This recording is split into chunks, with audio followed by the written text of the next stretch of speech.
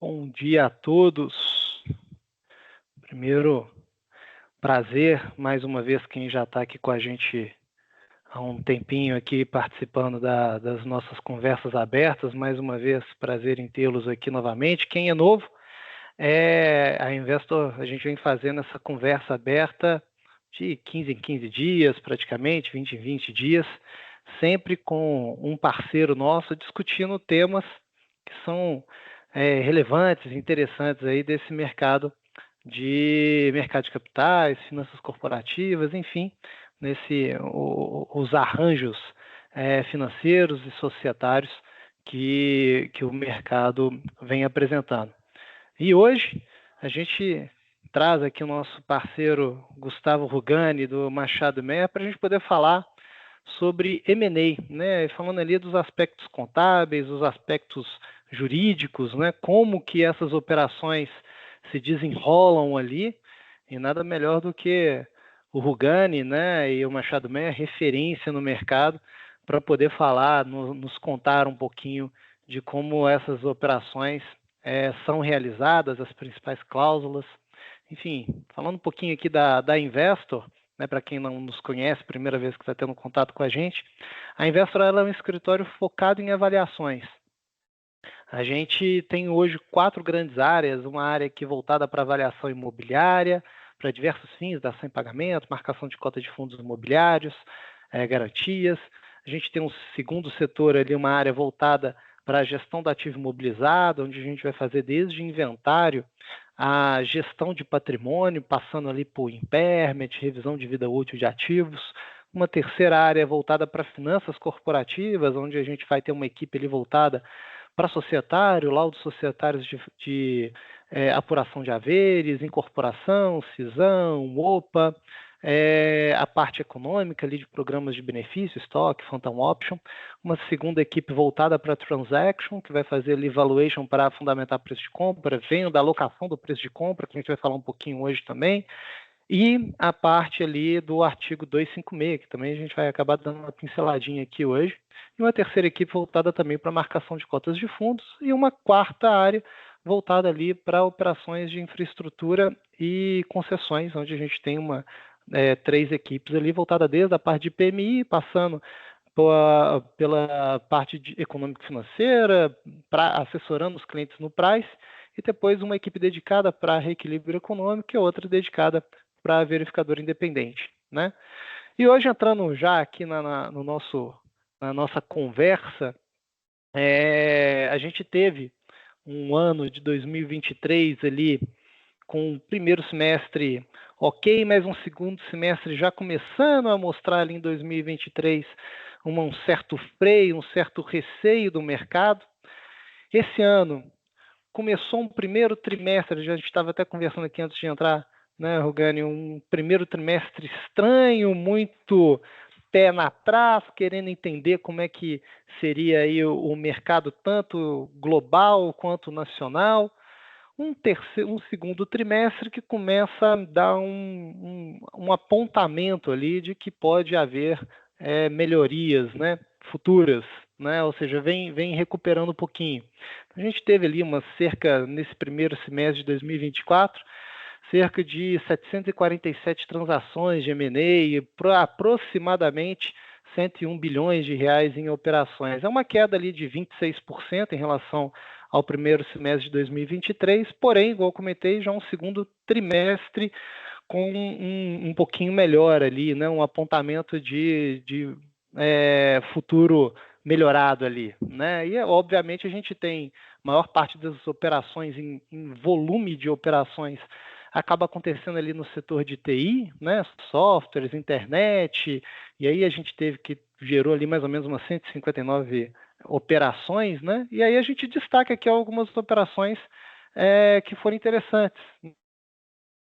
A Prosus, que já tinha o controle da Movile, mas fez um aumento de capital, algo em torno de 200 milhões de dólares na Movile. A gente teve o Itaú também aumentando seu capital na XP, algo passando ali para 11,3%, algo em torno de 7,9 bilhões de reais.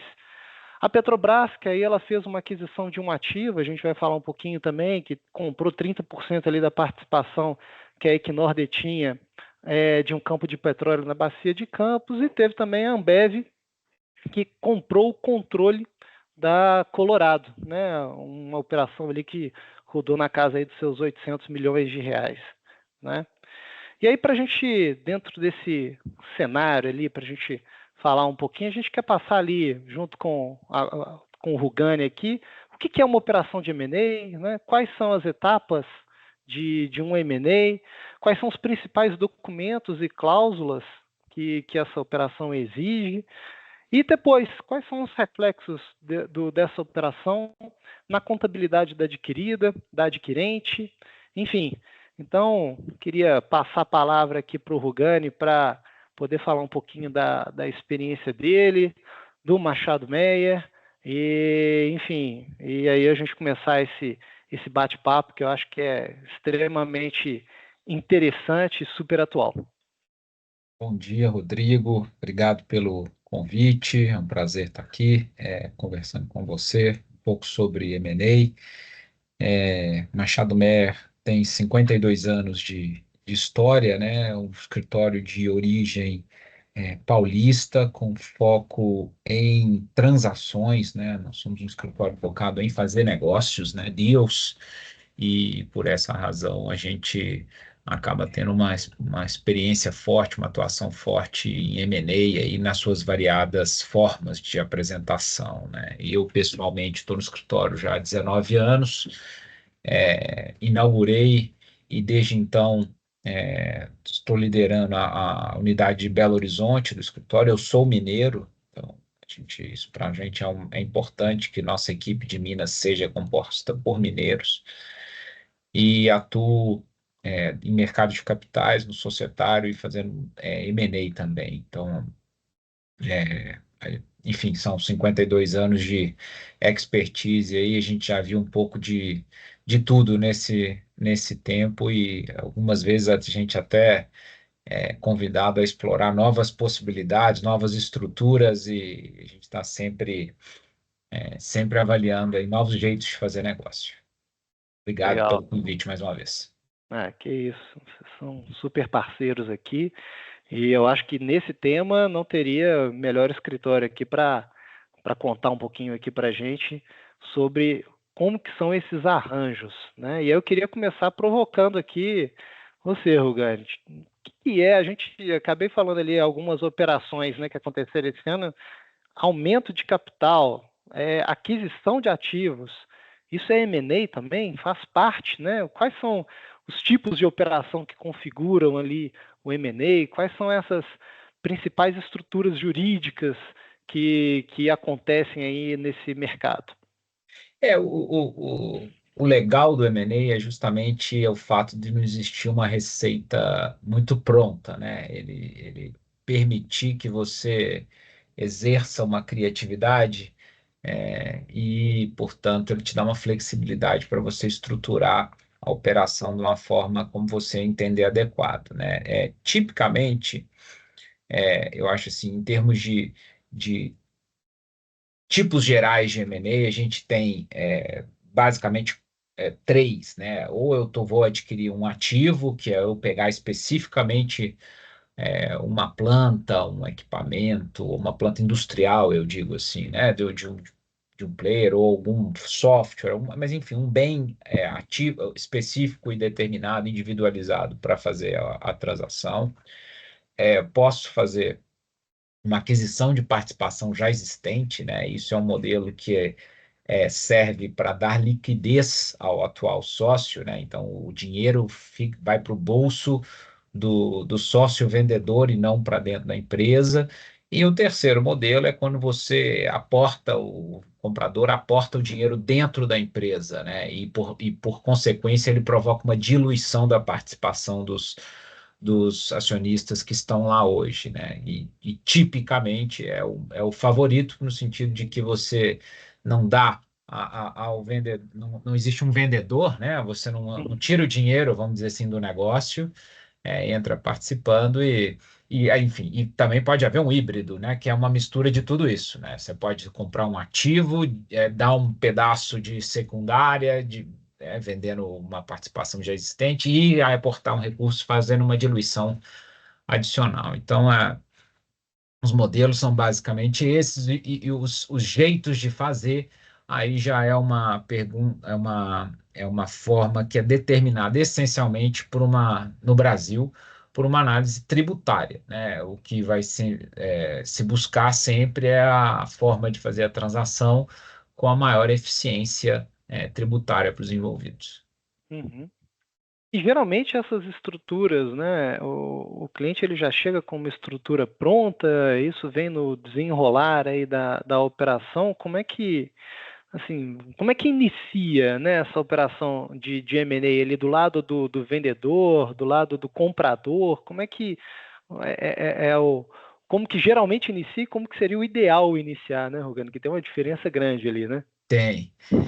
As motivações para um M&A, elas são também as mais variadas possíveis, né? Eu acho que na ponta vendedora, muitas vezes existe uma preocupação de sucessão e perpetuidade do negócio, né? Às vezes é um fundador que já está com uma idade mais avançada, não quer mais participar ativamente do negócio e ele não tem sucessores para tocar o negócio, então é uma venda derivada de uma preocupação sucessória mesmo.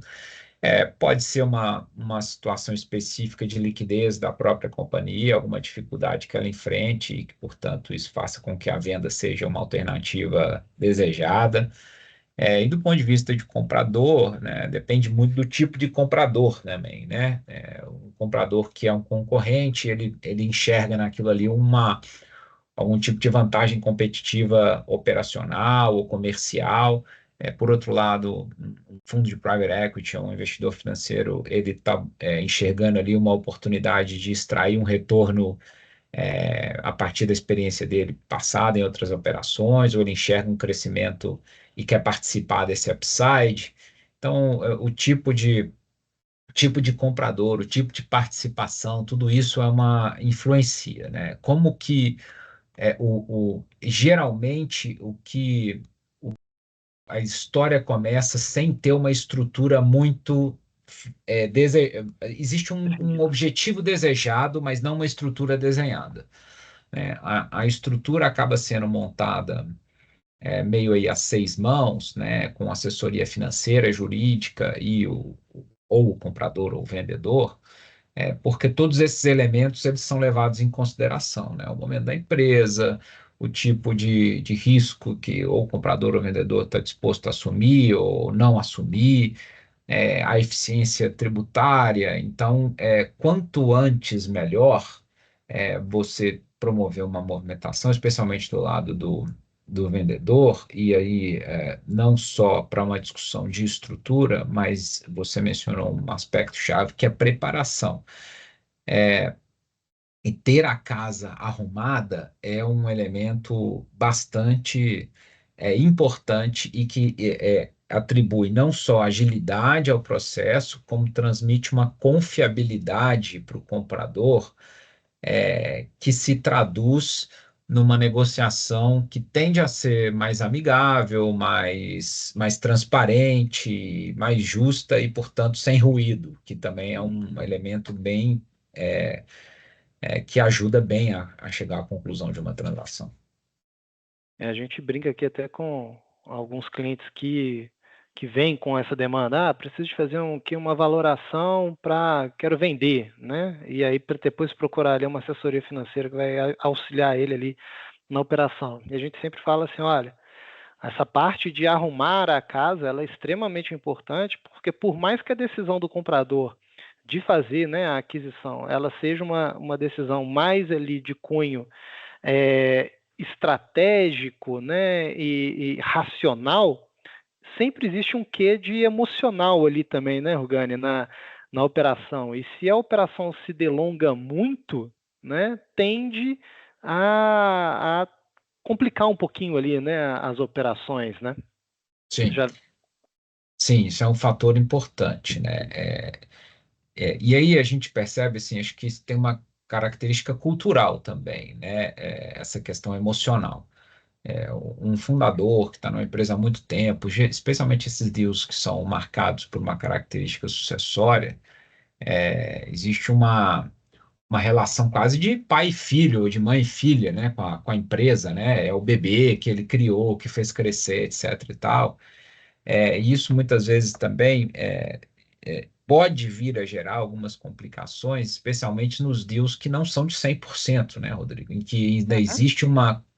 ainda existe um período, por mínimo que seja, de coexistência entre o fundador e o comprador pós-closing, né? Que o cara que nunca teve sócio, né? De repente vai ter um sócio ainda que seja minoritário ou que seja controlador, é pior ainda, né? Vai ter É, chefe, né? Nunca teve ele, é o negócio dele, que passa a ele ter. entende como tocar e tudo mais. Então, de fato, esse é um elemento chave e a gente tem que fazer uma preparação do vendedor e do fundador para que ele saiba como é que as coisas vão funcionar, especialmente depois da conclusão da transação, e para que esse aspecto emocional não atrapalhe as decisões racionais que ele precisa tomar no processo, né? Sim, sim.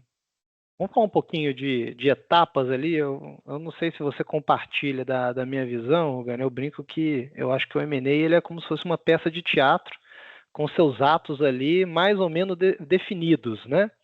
É, a gente já viu algumas operações ali, ele sempre tem ali do lado, né, o comprador fazendo com o vendedor, no primeiro momento, um encantamento, né? Pô, faz muito sentido a sua operação aqui junto com a gente, imagina você dentro da minha estrutura, depois entra essa parte, né, de mostrar poder, né? Então, eu brinco a parte gostosa ali do M&A, né? Pô, tudo faz sentido, é um relacionamento que vai dar frutos, o comprador já começa a te mostrar você como diretor daquela big companhia ali que tem, ou pegando né, um conselho, alguma coisa nesse sentido.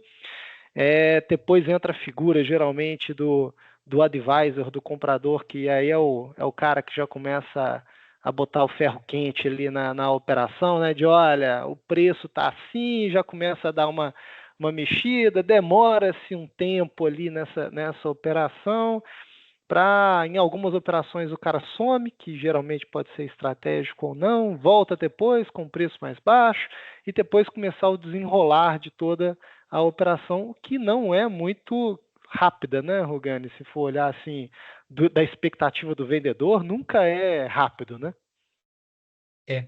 Curiosamente, Rodrigo, as transações mais rápidas que eu já fiz até hoje foram as mais complexas, no sentido Aham, de envolver as partes mais complexas, né? Por exemplo, entre duas companhias abertas, né? E aí o negócio flui com uma velocidade muito grande, até pelo fato de se tratar companhias abertas, risco de certo. vazamento, etc. Não existe uma diligência, porque já existe um volume relevante de informações disponíveis, né? Os controles também asseguram alguma assertividade das informações divulgadas e tudo mais. Mas é exatamente isso, né? Existem os capítulos pré-determinados, é, e é importante por isso, eu acho, que a gente ter sempre uma conversa com o nosso cliente em termos de expectativas, para que a gente possa ajudá-lo a conduzir o processo de forma que suas expectativas não sejam frustradas, seja em termos de como funciona essa dança, né, esse teatro, ou o timing das coisas, ou saber quando a gente pode ou deve acelerar e quando a gente pode ou deve deixar em banho-maria, mas de fato existem, né? As fases são essas que você falou, isso começa com, a princípio, até sem assessor nenhum, né? Muitas vezes, grande maioria das vezes, é um bilateral mesmo, muitas vezes numa reunião de associação do setor, alguma coisa assim, acontece um approach, uma conversa bem informal, e quando vão engajar os assessores, já existe já um desejo um pouco mais firme, porque isso envolve, inclusive, gastar dinheiro, né? Então, Sim. de fato, é uma decisão já mais de uma intenção sólida. Pois é, e aí você tocou num ponto que é interessante, assim, né? O time, né? A gente vê muito cliente perdido, assim, tipo, Que horas que eu aciono o escritório de advocacia? Que horas que eu faço um valuation? Quais as informações que eu encaminho para o comprador? Porque do outro lado, obviamente, o comprador sempre vai estar no senso de urgência ali, né? Botando uma pressão para que a operação aconteça de uma forma mais rápida, né? Mas como é que funcionam esses times ali? Varia muito, né? Existem e aí depende, de novo, assim, depende muito do caso concreto, mas quase sempre é uma transação que vai exigir, por exemplo, uma aprovação pelo CAD. Essa você não consegue fugir dela, e no melhor cenário ela leva 45 dias para você obter e esperar ela transitar em julgado. Então, como que a gente trabalha, né? Outra característica que influencia diretamente timing, né? Vai ser um processo bilateral ou vai ser um processo competitivo, né? Uhum. Então, o vendedor resolveu, ele está decidido a vender, mas ele entende que se ele promover um processo competitivo, ele pode obter um preço melhor, ou ele pode ter uma oportunidade de escolher um parceiro mais adequado na visão dele. E aí, para ser um processo competitivo, ele vai precisar quase sempre de um assessor financeiro para coordenar esse processo. Então, aí ele tem algum controle maior dos tempos e movimentos nesse processo competitivo, mas tipicamente não há uma vontade de postergar por nenhuma das partes, né? Quer vender logo também, quem quer comprar logo, porque a gente sabe que podem ocorrer podem ocorrer eventos na vida da transação ou durante a transação que impactam diretamente no negócio, no preço, ou até matam a transação. Eu já fiz transação, por exemplo, que a gente estava negociando uma empresa industrial e a principal planta da empresa pegou fogo Caramba. durante as negociações. E aí acabou a operação. Não tem mais o que se falar de operação e tudo mais, e acabou para todo mundo, né? Então foi ruim para todo mundo. Agora, por outro lado, imagina se eu sou no comprador, eu fecho essa transação e a planta pega fogo logo depois também. Quer dizer, então, puxa, é super. A questão do timing é super sensível para as duas partes, né? E, de novo, assim, acho que tipicamente, se você está trabalhando num processo competitivo, perdão, num processo bilateral com um sócio potencial, especialmente que seja ou financeiro, ou mesmo um concorrente, e tipicamente é um processo mais rápido porque quando você engaja num processo competitivo, você estabelece algumas fases do processo que acabam alongando ele no tempo, mas tem como contrapartida o fato de você ter uma chance melhor de ter um preço mais adequado, gerado pela própria competição, e também a oportunidade de você testar o apetite do mercado, se você está hot ou se você não está hot, se você escolher o sócio, se você estiver trabalhando numa participação que não seja de 100%. Então, de novo, assim, acho que tem vantagens e desvantagens. Tipicamente, um processo competitivo demora um pouco mais, um processo bilateral um pouco menos. De qualquer forma, sempre isso envolve diligência, né? Condução de uma due diligence, né? Que é um negócio que toma tempo, né? Basicamente, o processo de due diligence é um processo de investigação profundo da companhia objeto da transação. Ela passa por aspectos jurídicos, financeiros e contábeis, tipicamente. Pode envolver, inclusive, outros aspectos, como operacionais, ambientais, dependendo do tipo de ativo que a gente está falando.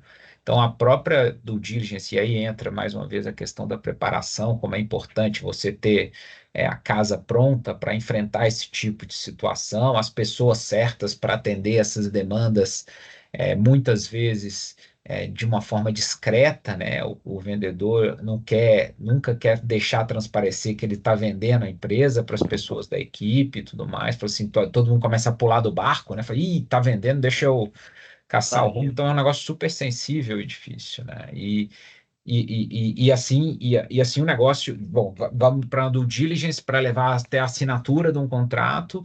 Se for um contrato que exige CAD, eu tenho que assinar, submeter ao CAD, esperar o CAD para depois eu concluir a transação. E além do CAD, podem ter N outras, que a gente chama de condições precedentes, que são ações que devem ser performadas depois da assinatura do documento definitivo, que é vinculante, antes, ou como o próprio nome diz, como condição para o fechamento, né? Então, essa é a dinâmica mais ou menos de timing.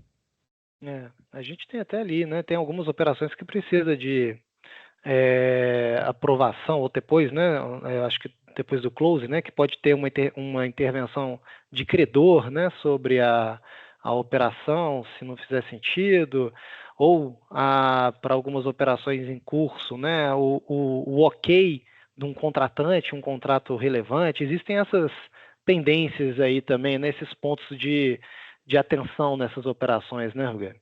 Sem dúvida, são os chamados, a gente chama de waiver, né? São Uhum. os OKs desses credores, financiadores, clientes relevantes que basicamente eles fazem contratos que significam que ele está fazendo um contrato com aquela empresa da forma como ela é hoje, né? Se ela deixar de ser hoje daquele jeito ou de ter aquele controlador, ela quer ter o direito de sair do contrato, e às vezes são contratos que são chave, né, para a operação da empresa. Então, dentre as condições precedentes mais comuns, além das questões regulatórias, e aí você mencionou bem, além do CAD, pode ter Banco Central, ANEEL, qualquer tipo de agência reguladora, mas tem também as anuências privadas, mas pode ser que vá além disso, tá? Assim, eu, com frequência, enfrento uma situação de hoje no Brasil existe, por exemplo, uma restrição a imóvel rural ser detido por estrangeiro. E eu me meto muitas vezes em deals em que existem imóveis rurais na target e o comprador é estrangeiro, quer dizer, é um negócio que tem que ser endereçado invariavelmente, né? Por outro lado, o vendedor fala assim: eu não quero endereçar isso antes de eu assinar um contrato com você, porque eu vou gastar dinheiro, vou promover uma mudança no que para mim já funciona muito bem desse jeito, e você desiste da operação e eu fiquei com a despesa, né? Então, assim, Uhum. uma série de. Pode ter uma série de outras CPs, né? Carve-out de ativo, a gente vê também com alguma frequência empresa que mistura patrimônio, né, da família mistura o CPF com o CNPJ, então tem uma casa, uma fazenda, etc., que é de benefício exclusivo do sócio, tem que sair da transação, ou até um imóvel que está dentro, mas que não deveria estar, e vamos negociar um aluguel desse imóvel, ao invés de deixar ele dentro da empresa, enfim, uma infinidade de De aspectos. possibilidades, né? Vai até onde a criatividade mandar. E tudo isso como uma forma não só de fazer o deal, mas como delimitar bem o negócio que está sendo comprado e distrair valor, né? Essa questão do cisão dos imóveis com locação é uma hipótese de extração de valor que a gente faz quase sempre com muito sucesso. Sim, sim. E quando a gente fala ali de companhias abertas, aumenta mais ainda a complexidade, né? Se a gente está falando ali de troca do controle, né? Do grupo de controle, e a gente já fala de operações de OPA, né? As necessidades de fazer, e aí a OPA tem seus diversos desenhos de OPA ali, né? OPA hostil, enfim.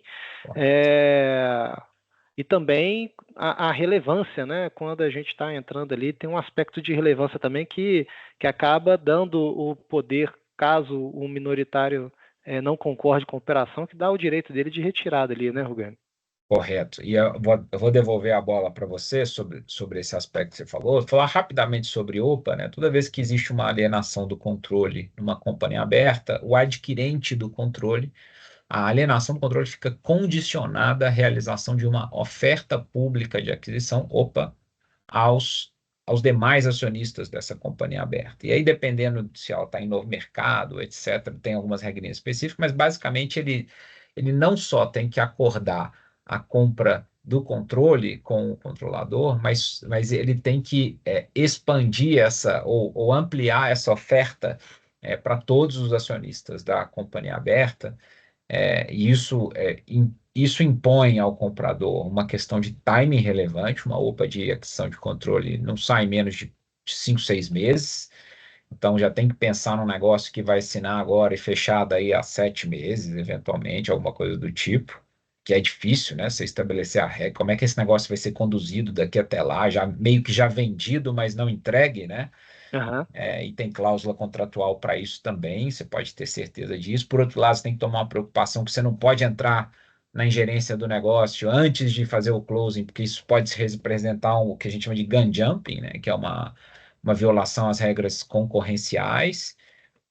Então, o mercado desenvolveu algumas cláusulas e formas de você reger esse período estranho entre esses dois momentos que podem ser distintos no tempo por mais de ano. E a OPA em si pode ser um instrumento de M&A, né? Você mencionou a OPA hostil, uma OPA hostil nada mais é do que um cara que está interessado em comprar uma empresa, ele lança uma oferta aberta para todos os acionistas e fala assim, estou comprando, quem quiser me vender, pode me vender, que eu estou disposto a comprar até 100% desse negócio. E por isso que ela é hostil, né? Porque ela não é negociada com a companhia ou com as empresas. Ainda é raro no Brasil. Agora, você mencionou aí a aquisição de controle de uma sociedade por companhia aberta é uma hipótese que exige uma análise bem importante também.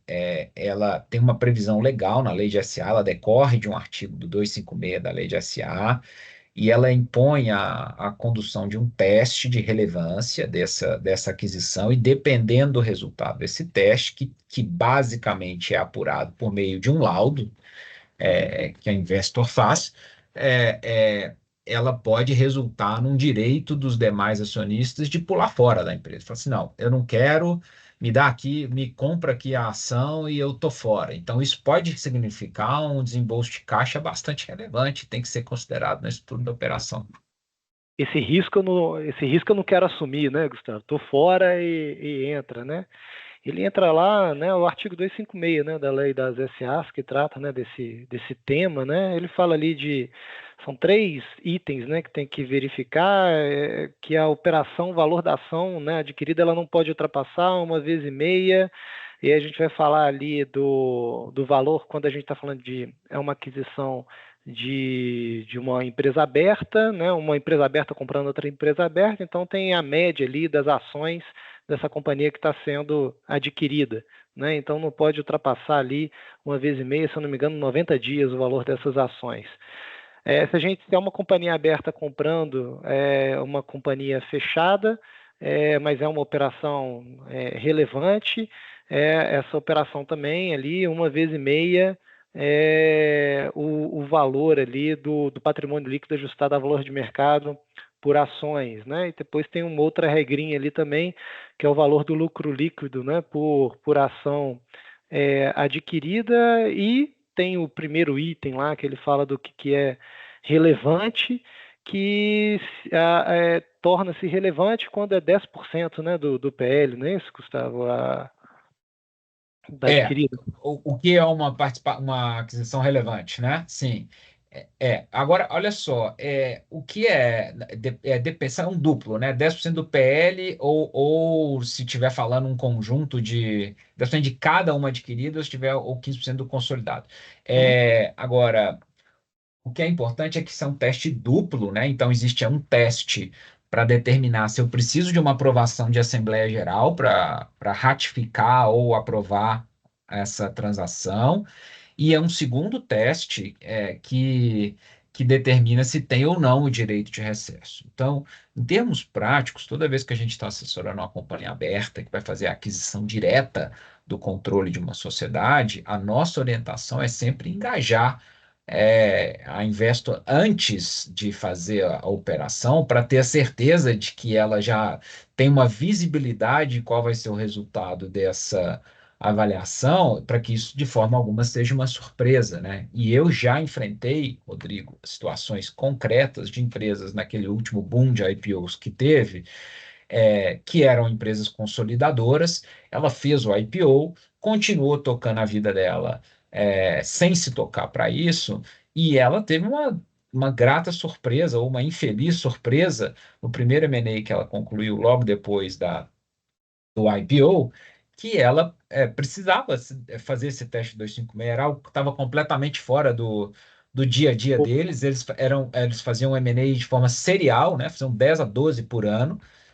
Mas no pós-IPO, quer dizer, isso passou a ser uma obrigação que ele não tinha antes e ele não se tocou para isso. Então foi um Uhum. grande bafafá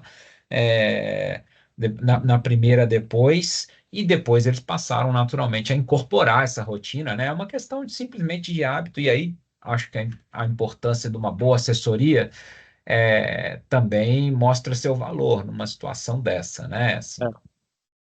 Aqui a gente está falando até então, basicamente, de operações que é um checklist que a gente meio que faz antes da operação, né, Rogani? É um sim.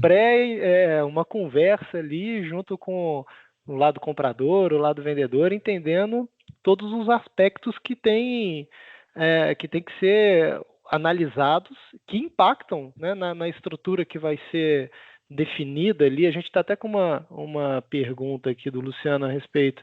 O Luciano trabalha aqui com a gente, ele dá como que a legislação tributária ela pode impactar a estruturação de uma operação. Enfim, faz parte também, né, a otimização dessa estrutura, mas a mitigação desses riscos e pensando ali também qual que é o impacto disso futuramente na contabilidade. Você falou do artigo 256, né, que o pessoal algumas empresas acabam passando quando não são bem assessoradas, mas eu vejo muito lá o do PPA também, direto aparece aqui para a gente, fiz aquisição de controle, me falaram que não era, quer dizer, não sabia que tinha necessidade de alocar o preço de compra, ou é, achei que isso não era, eu era pequeno, não fazia sentido fazer naquele momento e não fiz, né? E lá na frente tem as suas consequências, né, Rogani?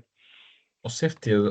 Respondendo à pergunta do Luciano, a legislação tributária, se ela pode impactar, a complexidade da legislação pode impactar. Eu te afirmo, Luciano, com toda a certeza do mundo, a complexidade da legislação tributária, ela não pode impactar, não. Ela certamente impacta.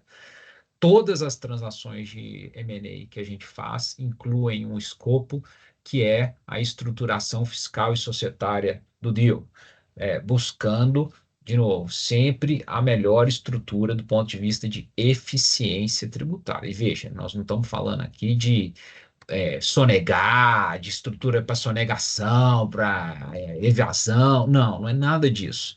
Mas dependendo dos movimentos que você fizer, você pode organizar e estruturar a sua transação de uma forma de impactar, de reduzir um impacto tributário enorme sobre as partes. Né? A gente está falando de potenciais de milhões, dezenas de milhões de reais, muitas vezes, assim, por, por uma, por um simples detalhe de legislação. Então, eu diria até, Luciano, que a gente começa por aí. A gente pega aquela ideia que eu mencionei, quando o comprador e vendedor se engajam numa conversa e resolvem contratar um assessor, e eles falam assim, o nosso objetivo é esse. O primeiro passo é falar assim, tá bom, então vamos ver como que você está hoje, como que o comprador está hoje, qual é a melhor forma do ponto de vista societário e fiscal para chegar lá, e nesse objetivo. Então é a primeira dos primeiros exercícios que a gente faz sempre. Uhum. Dando um passo aqui, né? A gente está nesse preâmbulo da estrutura, né? Mas é importante, faz parte ele também, né, Rogani? A parte da precificação, né? Que é a gente sempre gosta de fazer aqui na Investor, quando é para esse fim, é, tanto quanto da gente foi contratado pelo vendedor ou quando a gente é contratado pelo comprador, é um bate-bola sempre com o escritório de advocacia, porque lá na frente, na hora que começa, ou simultaneamente, né, na hora que começa a discutir o SPA, que a gente vai falar um pouquinho ali, e junto com a equipe dos advisors, né, a estrutura dessa operação ela pode impactar no que a gente acabou de falar aqui, o laudo PPA. O laudo PPA, Rugani, a gente fez até um webinar com o Thiago Braich, que você conhece, Sim. do Freitas Ferraz. A gente falou um pouquinho sobre essas operações de laudo PPA, quem tiver interesse. Depois o Market passa aqui para a gente aqui o link, mas ele está no nosso canal no YouTube, onde a gente fala um pouquinho das operações, mas a gente pode falar aqui um pouquinho dela. Mas tudo isso pode impactar na contraprestação final, então é uma coisa que tem que ficar ali de olho, né? E fora que ao longo do processo de elaboração do SPA sempre tem ali algumas cláusulas que o vendedor aceita, o comprador não aceita, enfim, e às vezes o valuation ele acaba, né, o valor acaba tendo algumas oscilações, assim, sendo uma moeda de troca para aceitar uma ou outra operação, né? E aí eu gosto de separar assim, quando a gente está no lado do vendedor, o valuation a gente sempre mostra que ele é importante primeiro para alinhar o valor com todos os acionistas daquela companhia que vai ser pretende ser vendida, para não ficar naquele achismo, né, o paternalismo, né, Rugani? Ah, minha empresa vale X milhões, né? Isso. A gente sempre fala com o cliente também, pô, eu estou do seu lado, então não precisa também de mentir para mim com relação a superestimar as expectativas, né? Eu brinco sempre aqui que tem um efeito mágico nas operações do vendedor na data que ele vai vender a companhia, né? Que a companhia ela não vinha ali tão bem, mas no ano que ela vai ser vendida, o EBITDA melhora, as receitas aumentam, o lucro, enfim, isso gera até vontade de falar para eles por que você está querendo vender essa companhia, né? Sendo que vai tudo melhorar a partir de agora, né? Então a gente sempre fala com os clientes, pô, vamos fazer uma coisa mais pé no chão, né? Projetar de forma do conservador para um pouquinho pessimista, que lá na frente a gente vai ter cláusulas que o vendedor pode suscitar ali e que vai ter impacto, né, nas premissas que foram definidas. Botar sempre ali um pé um pouquinho atrás, que fluxo de caixa nem sempre ou quase nunca é a primeira oferta, né? Se a gente for fazer ali uma comparação esdrúxula ali, mas um M&A geralmente ele nada mais é do que duas pessoas se conhecendo numa boate, começando um namoro e querendo casar em 8 meses. Ele é arriscado, né? Pode dar muito certo, pode ser uma gêmea da operação, como também pode dar muito errado. Então o vendedor o comprador ele sempre vem com uma um, um receio ali, né? Vamos dizer, mas ele precisa de mais proteções porque ele tem muito a perder. Assim como também o vendedor também tem muito a perder se ele não for bem assessorado, né, Rugani? No que ele está abrindo para esse comprador. Daqui a pouquinho já te passo aqui para você poder falar também desses instrumentos, né? Quando que eles entram ali nesse processo, né?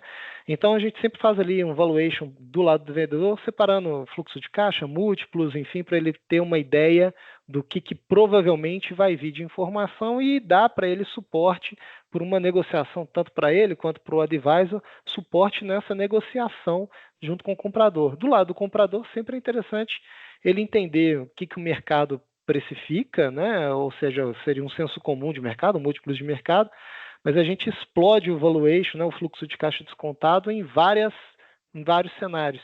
O cenário do ponto de vista do vendedor, um cenário do ponto de vista do mercado, quanto que poderia crescer aquela operação, um cenário considerando sinergias, né, ou seja, se for um ativo muito relevante para o comprador, ele pode vir até a comprar por um valor maior do que o que a companhia estava esperando, né, ali. E aí você tem que chegar ali mostrar para o comprador até onde aquilo dali é viável para ele, né, e dar ali os instrumentos para ele poder fazer essa negociação. Mas aí entrando aqui, Rugani, nessas cláusulas e documentos, né, que essas operações exigem, né? Quais são esses documentos? Como que eles entram ali? Qual que é a eficácia desses instrumentos? Bacana. Não, e existem existem cláusulas contratuais que servem para resolver esse conflito de valuation, né? Do comprador que acha que vale mais e o vendedor receoso que não tem tanta informação, tal. São chamados earnouts, né? Então, tudo bem. A gente concorda que esse negócio pode valer mais vamos acompanhar, depois que eu entrar, a gente vai acompanhar isso por um tempo, e se você apresentar um resultado alinhado com as suas expectativas, eu te pago um extra, né? Valeria o extra. Então, Sim. existe já também uma forma contratual de endereçar esse conflito de opiniões, né? Mas é extremamente relevante que o comprador, o vendedor, tenha uma noção adequada de valor real, né, da sua companhia, de novo, como uma forma de evitar as frustrações futuras. Agora, termos contratuais, nós temos basicamente um contrato que é o contrato mãe de um M&A, né? Que é o SPA, o Share Purchase Agreement, né? O contrato de compra e venda de ações, que pode ser de cotas, que pode ser um acordo de investimento, no caso em que você vai colocar o dinheiro na empresa, né? Ao invés de comprar uma participação existente, ou pode ser um acordo de combinação de negócios, quando você define que a estrutura adequada para fazer a operação não seja nem uma compra e venda e nem um aporte de recursos, mas sim uma incorporação ou uma cisão, etc. Mas é basicamente um instrumento contratual entre as partes que vai detalhar de forma bastante minuciosa o status do negócio adquirido, né, por meio de declarações e garantias prestadas pelo vendedor ou pela empresa em questão, o pagamento de preço ou os passos para combinação de negócio ou o aumento de capital vai se dar em qual preço, etc. Então, assim, é o roteiro, eu falo que é o roteiro da formalização daquele desejo que começou lá atrás, né? Antes disso, a gente pode ter o que a gente chama de instrumentos preliminares, né? Então, a gente começa tudo com o NDA, que é um Non-Disclosure Agreement ou acordo de confidencialidade. Aqui tem todos aqueles anglicanismos também que a Faria Lima gosta, né? Tudo em inglês, mas nada mais é do que um acordo de confidencialidade. Aí isso pode resultar de novo, perdoem o inglês, LOI, que é uma Letter of Intent, ou uma carta de intenções, ou um MOU, que é um Memorandum of Understanding, um memorando de entendimentos. Esses documentos preliminares estabelecem as bases fundamentais do negócio, né? Algum tipo de range de preço, o que se deseja, uma governança desejada, etc. E tal. É uma espécie de formalização de que a conversa é séria, né? E quais as Uhum. bases que a gente está conversando. Essa negociação pode vir ou não com uma exclusividade, depende do tipo de produto, né? Uma exclusividade para o comprador avaliar aquele ativo, ou se for um processo competitivo, quase nunca, né? Nesse Enfim, as ponto, partes. Vai lá. só puxar aqui, Rugan, desculpa aqui, mas a gente já viu alguns clientes assim com dúvida, porque aí geralmente o vendedor, né, ou quem está recebendo ali é uma oferta de investimento e acontece muito quando, vamos supor, sou representante de uma companhia internacional, represento ela aqui no Brasil, e essa companhia quer instalar uma fábrica aqui no Brasil e ela me procurou para eu ser o sócio dela nessa fábrica. Nesse momento de negociação, eu vou ter que mostrar para a fábrica que eu a represento aqui as minhas margens, que às vezes eles não têm entendimento, né, do tamanho dessa margem, eu vou ter que mostrar todos os meus custos, enfim. E se não vingar essa operação? Né? E se ele achar que é muito bom e fazer sozinho, sem a minha participação, como é que eu fico? E se ele utilizar de todo esse material que eu fiz para pegar um outro player e desenvolver? Né? Esses documentos que até agora você comentou, eles mitigam, né, essas operações? Como é que eles são eficazes aí nessa proteção? Eles servem para esse fim, né? Para ter a certeza de que as informações não vão ser utilizadas para um fim diferente daquele de avaliar a transação que está em discussão em si. Aí a gente tem algumas nuances, né? Dependendo do tipo de negócio, do tipo de parte, né? Especialmente se a gente estiver falando de um concorrente avaliando o seu negócio como vendedor, Existem até algumas restrições concorrenciais impostas pelo CAD do que você pode e não pode mostrar. São chamadas informações concorrencialmente sensíveis. E para elas existe todo um mecanismo e aí lá vem mais uma palavra em inglês, chamado Clean Team, né, ou time limpo, que é um time específico do comprador que não está envolvido na operação e que, portanto, vai fazer uma análise estritamente financeira daquelas informações para fim de botar preço. Isso é uma. O segundo, o NDA serve para isso, serve para vedar o uso, né? E aí ele tem lá as suas regras do que acontece em caso de violação dessa obrigação de manter a confidencialidade, que vale ali por 1, 2 anos, depende do negócio, e o quanto essa informação ela pode ser valiosa no tempo, né, no decorrer do tempo. E ainda existe uma terceira forma, que é você dosar e projetar o processo da operação de forma que você outorgue o acesso a essas informações mais sensíveis de um estágio mais avançado da transação, ou num processo competitivo, que você já supere uma primeira fase, tem ali 1 ou 2 cavalos favoritos para seu comprador, e aí você só abre para esses dois, ao invés de abrir para todo mundo. Então, Uhum. existem também mecanismos que eu diria já consagrados de mercado de preservação da confidencialidade e do estabelecimento de momentos adequados para fornecimento das informações. E tipicamente eles são respeitados porque o desrespeito de uma cláusula de confidencialidade é mais do que a questão jurídica, né, de um processo judicial, etc. e tal, isso traz um dano reputacional ao comprador enorme. Então, isso pode prejudicar ele em outras transações que ele possa vir a fazer no futuro, no sentido dele ficar com uma fama ruim mesmo, assim, a fama do cara que pega as informações e usa para outros fins, ou não quer saber do negócio, etc. Então, Uhum. tem sim caminhos eficazes de fazer a proteção das informações. Uhum. E aí a gente entrando agora então nas principais cláusulas de SPA é um mundo, né, Rugani, de possibilidades, né? É Mas o ali, mundo, mas é o ali mundo.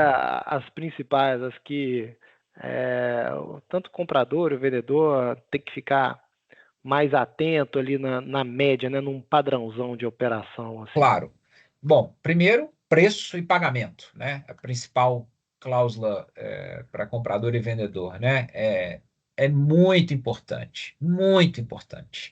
Que se você estiver trabalhando com um preço variável ou que ele se baseia em métricas que são apuradas posteriormente, e esse ponto é muito chave, assim, que você tenha clareza, assim, cristalina na composição, na forma de cálculo, e que não, nada tente extrair, tirar todo e qualquer ruído que possa interferir no modo de cálculo desse preço, seja o preço do fechamento, seja um preço futuro, por exemplo, uma outorga numa opção de compra, uma venda ou um earnout.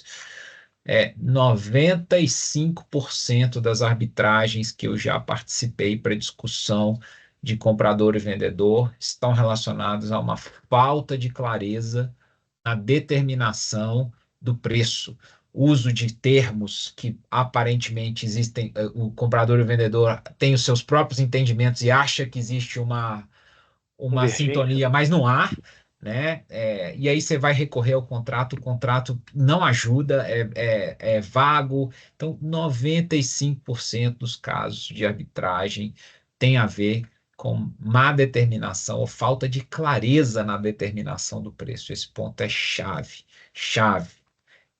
Inclusive no sentido de eu chego ao ponto de incluir nos meus contratos exemplos de cálculo, né? Então, Legal. hipotéticos, né? Cenário um, cenário 2, porque tudo isso ajuda no futuro a compor essa avaliação do preço, especialmente, Rodrigo, porque existem vários casos em que esses preços futuros acontecem dentro de 5, 7 anos e as pessoas que negociaram o contrato já nem estão mais na empresa, em nenhuma das pontas. Então, pode ser que não é necessariamente uma questão de má fé, mas é simplesmente pelo decurso do tempo e a falta do histórico da transação, né?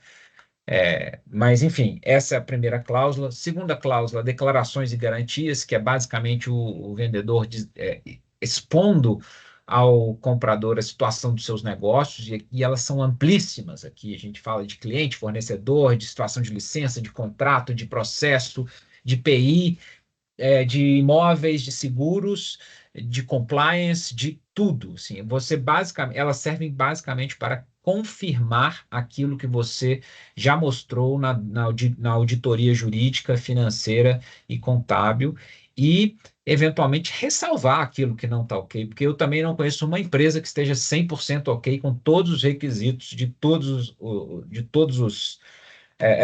as leis normativas, etc. Então, sempre tem alguma coisinha, né? Nem que seja um processo. Então, é do jogo. Fala assim, mas eu não posso falar que eu não tenho aqui um processo trabalhista. Não, pelo contrário, você deve falar, porque isso vai te proteger no contrato, vai mostrar que você tem uma postura transparente com o comprador e não existe, de novo assim, não existe uma empresa que não tenha problemas, né? Ou potenciais problemas. Depois a gente vai falar de indenização. Indenização significa o seguinte: tudo bem, eu estou entrando nessa empresa agora. Como que vai funcionar o regime dos passivos que estavam no passado, antes de eu entrar? Quer dizer, esse passivo não decorre da minha gestão, né? Ou quando eu era sócio. Esse passivo vai ser só seu, e aí a gente vai estabelecer um mecanismo contratual para eu ser indenizado com relação a esses passivos, ou não, a gente vamos abraço junto de mãos dadas e vamos junto, e aí eventualmente isso vai ter um impacto no preço, porque o comprador vai precificar esses passivos materializados e não materializados também para aplicar um desconto no preço. Já falou assim, já que eu vou participar desse passivo que não é meu, eu vou descontar um pedaço do preço por isso. Então, esse mecanismo de indenização, e aí também ele tem que ser super detalhado para evitar dúvidas, etc. O que que entra, o que que não entra, como funciona. Isso gera um fluxo de notificações e contra-notificações depois que a operação é concluída, é muito grande. É, e tem tantas outras implicações, né? O cara, ao invés de falar assim, não, tudo bem, mas então, em vez de dar um desconto do preço, já que você vai me indenizar, vou pegar uma parcela do preço e vou depositar isso numa conta, e isso vai ficar lá de garantia para mim. Para se pintar alguma coisa que eu preciso ser indenizado, o dinheiro está lá. Eu não quero correr seu risco de crédito, pessoa física. Vai que você morre, que você quebra, sei lá, ou que você queimou o dinheiro e não tem dinheiro para me indenizar. Então, isso envolve também uma análise até de crédito, né, do, do comprador. Agora, se é uma cláusula complexa, por outro lado, ela é tão relevante que o mercado já desenvolveu pacotinhos bem estabelecidos, tá? Para essa é uma cláusula que tem padrões bem definidos, então é, é mais difícil da gente ter uma discussão em si no procedimento e mais comum da gente ter uma discussão da modalidade de indenização. Vai ter ou não vai ter, em que parcela, em que não parcela e tal, mas por outro lado, um clausulado já bem definido. E aí eu diria mais duas relevantes aqui, Rodrigo. Primeiro, e que vigem naquele período entre a assinatura e a conclusão do negócio, em que você tem que pegar a aprovação do CAD, dos financiadores, etc., que é a cláusula de condução dos negócios, que eu já mencionei aqui também, o que que você pode e o que que não pode fazer nesse período em que você contratou a venda da empresa, mas ainda não entregou.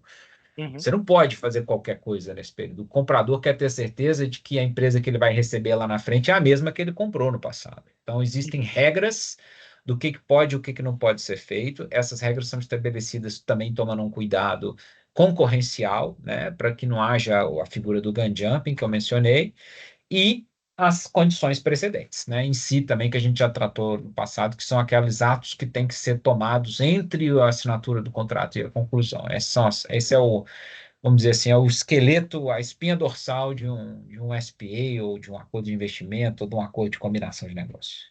É. Coloco ali um pouquinho também e é que acaba respingando ali, né, na operação do se tem ou não uma combinação de negócios, né, se há ou não uma necessidade de alocação do preço de compra, que é a definição do controle, né, Rugani? Então, nem sempre uma aquisição majoritária de ações ordinárias resulta numa troca de controle, né, da operação. Então, cabe muito ali, pode falar um pouquinho mais aí desse tipo de operação. Ou o contrário, eu posso ter minoritários com poder de voto, né, as golden shares ali, que podem suscitar um controle combinado, né, que aí vai respingar ali nas operações. Ou aquele famoso ali, né?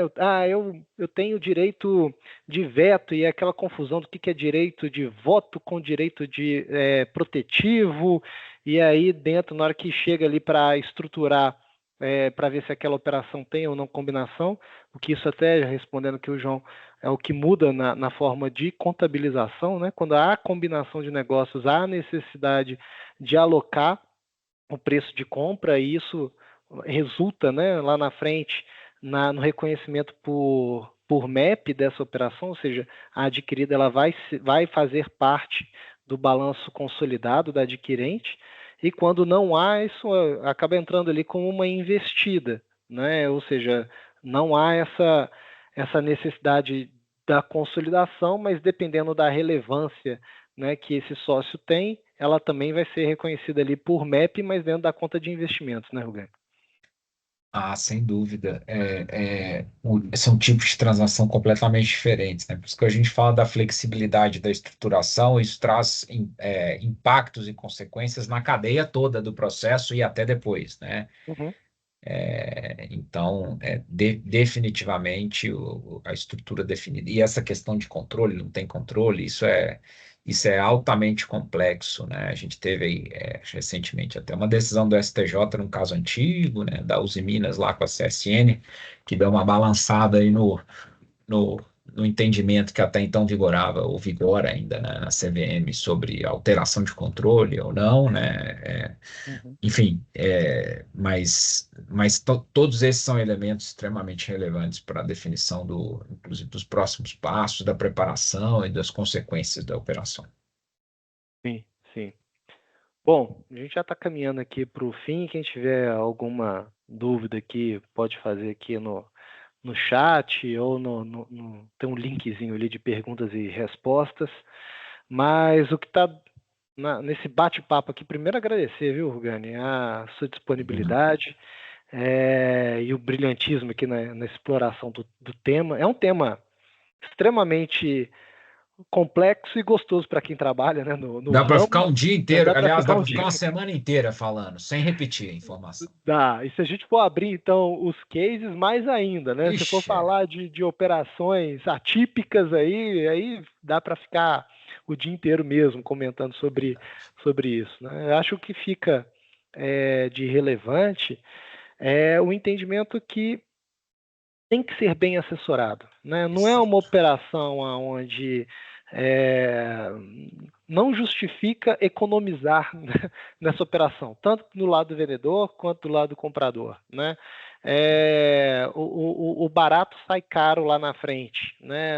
Então, um bom escritório de advocacia, né, que entenda de M&A, porque, pô, SPA tem SPAs aí de 300 páginas, né, Rugani? É muito tema, é muita cláusula, é muita estrutura, né, que tem que ser analisada. A gente direto acaba pegando até companhias grandes, né, que fazem operações, e aí chega para a gente tipo, ó, comprei a preço tal, não tem fundamentação do preço, aí o escritório que fez a operação não assessorou legal, aí na hora que a gente vai fazer o laudo de PPA, fala, pô, a contraprestação não é essa, é outra, o impacto contábil é diferente do que você tinha imaginado, vira uma salada que fica É. complicado ali, né, de resolver, né? O que eu brinco, Rodrigo, assim, esse foi o ponto-chave, né? Assim, estar bem assessorado por alguém que de fato tenha um track record, uma experiência comprovada, né? Transações.